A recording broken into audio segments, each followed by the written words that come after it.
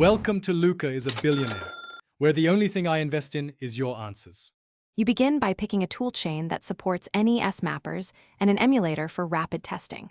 Once done, learn the essentials of the 6502 CPU so you write cycle-aware routines. Next, create a minimal PRG/CHR ROM skeleton, vector table, reset handler, and a simple NMI/IRQ stub.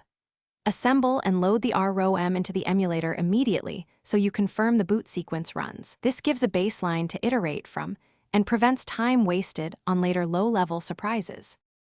You now build game assets and engine pieces in parallel, create tiles and palettes, pack CHR banks, and plan nameable layout for scrolling.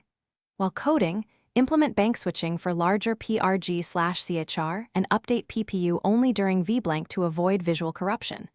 Integrate APU routines for music and SFX, keeping cycle costs in mind. Test each system feature incrementally: sprites, collision, scrolling, so bugs stay localized.